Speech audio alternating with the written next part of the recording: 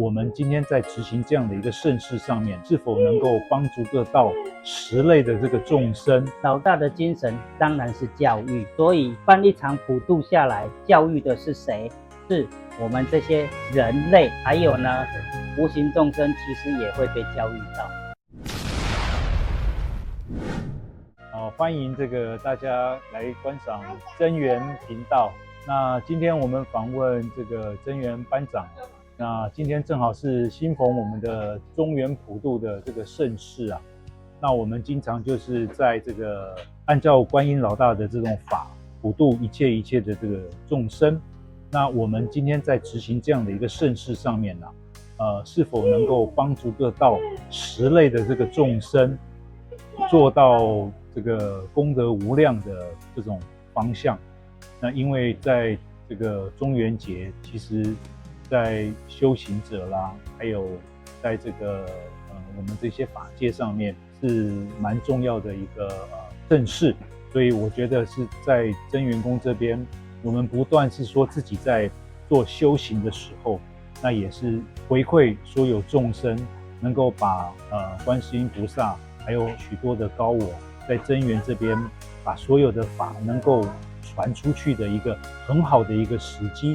所以我想说，是不是今天能够借这样子的一个机会，能够请增源班长能够让我们所有的众生们能够知道说，从事今天这样的一个盛事，它的这个整个是在能量场啦，以及是说在这样的一个功德力上面来讲的话，我们能够自利，也能够利到所有一切的众生，是这样的。那我们请增源班长能够帮我们开示，谢谢班长。好，了解，谢谢崔师兄的提问哈。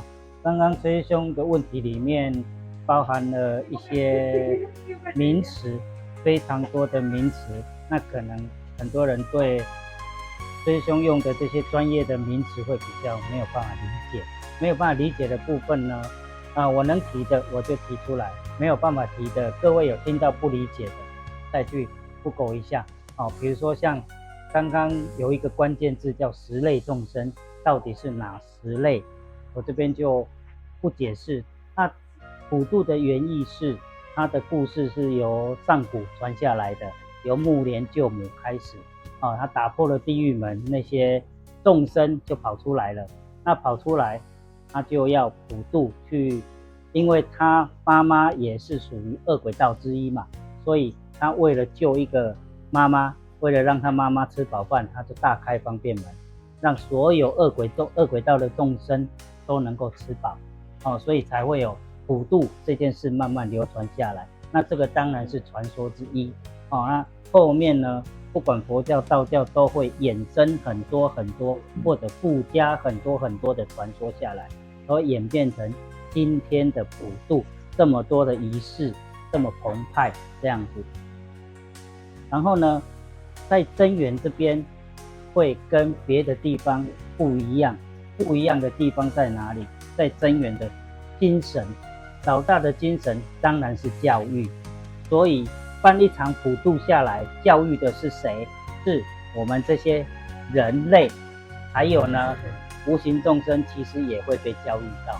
被教育到什么？这些无形的能量会跟着我们的思维跑，我们的思维创造磁场，创造能量，所以我们的这些思维如果是遵从老大的教育的方向走，这些无形的能量一定会被有所影响，他们会跟我们的想法一样，他们得度之后也要去度别人，度别人之后还带着教育去度，这个是一种层层相关的一种传承下去。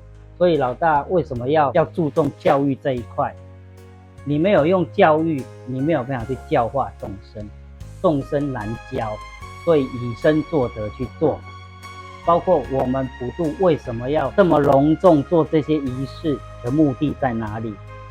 在教育，所以千万不要往迷信的方向去带，而是往教育的方向去走。如何办好一个仪式？不是办好它，执着的去办好它，而是知道这个仪式的由来，为什么要有这个仪式，它的重点在哪里，只要重点做到就好了。这个仪式当中有瑕疵都没有关系的，你理解它的重点在哪里的时候，就算中间有瑕疵有阻碍，你理解到重点了，你都能想办法去克服掉。比如说像之于总召这次的总召，昨天就问我，如果今天下大雨，没有办法在外面怎么办？那些金子又怎么办？一般人下大雨，金纸没法度画，是不是就慌了？要安怎？这个时候你就要理解金纸安怎来，画金纸的目的是什么，对不对？下大雨，金纸没法度画，有没有解？有解，怎么解？如果小雨能够画，那就画嘛，对不对？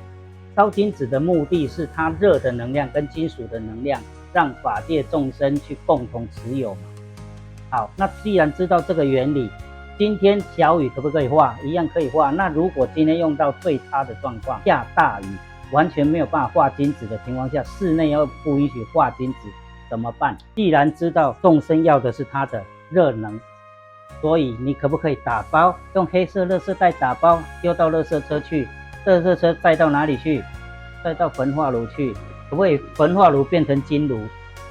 没有时间、空间的限制，为何不行？需要在这边画吗？不太需要吧。只要我们的心意、信念是够的，他下个月才在焚化炉画，有没有影响？一点影响都没有，因为没有时间跟空间的限制，是不是这样就过了？就不用去担心下大雨没办法画金纸的问题。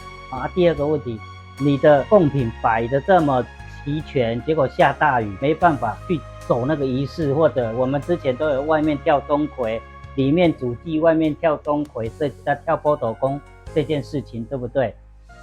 怎么办？也没办法跳，怎么办？可不可以大家排排坐，就坐在里面，大家闭目静心，香插上去之后，大家闭目静心，小我就在跳了，人不用下去跳的，那些能量就已经在跑了。所以你只要懂原理，什么环境都难不倒我们。这也是教育，老大要教育的一环。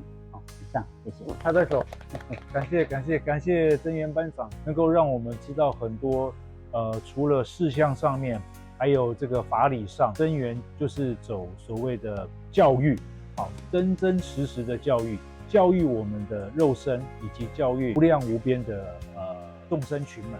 这个我会觉得真的是功德无量。感谢班长，谢谢班长，谢谢。名词小教室，10类众生，4圣加6凡等于10类众生。4圣，梵语 Catarraya， 4趋果相，又名4圣境、4圣道、4圣趣，趣通驱，已经修行正得果位，不受后有，免于生死轮回。4圣法界，6凡梵语 A Ganter， 意味6趋果相，又名6凡境、6凡道、6道、6趣，趣通驱。6凡仍在生死轮回中流转不息。